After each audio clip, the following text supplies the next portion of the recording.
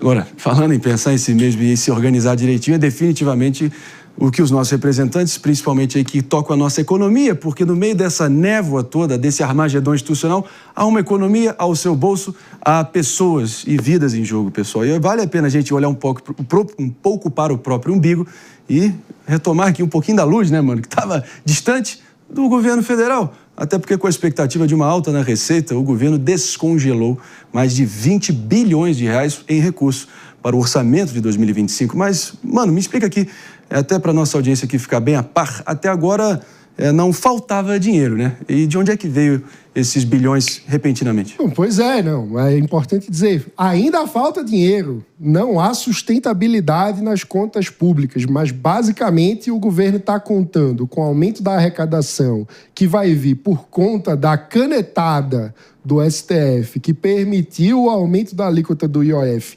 apesar disso ter tido voto contrário da expressiva maioria do Congresso Nacional. É importante lembrar que o noticiário é tão rápido que parece que todo mundo esqueceu já que houve o aumento do IOF, um absurdo aumentando imposto, mas além disso tem aquela verba extraordinária relacionada a leilões de petróleo. E qual é a gravidade do que a gente está falando? É que isso é aquele dinheiro ocasional. É como quando você vende o carro. E se você usa o dinheiro da venda do carro para pagar a conta que você tem que pagar todo mês, você está sendo idiota. Você está sendo irresponsável. Porque esse dinheiro não vai se repetir no mês que vem, não vai se repetir no ano que vem. Mas a despesa vai se repetir. E é essa situação que o Brasil está vivendo. Está juntando todo o dinheiro extraordinário que entra uma única vez para pagar despesas recorrentes que precisam acontecer todo ano. O que isso significa no longo prazo? Insustentabilidade. Endividamento significa que, como o próprio governo já assumiu, em 2026 teremos um colapso fiscal. Vai faltar dinheiro.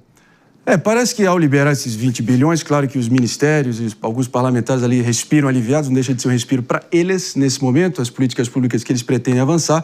Mas, sinceramente, Aninha, parece que o governo pegou um estilingue, o elástico de um estilingue, puxou forte e soltou sem ter nada nesse estilingue. Ou seja, não vai voar longe e a corda vai doer, o estilingue vai doer quando ele bater e chegar doendo, né? Então, queria a sua opinião nesse sentido. Aninha.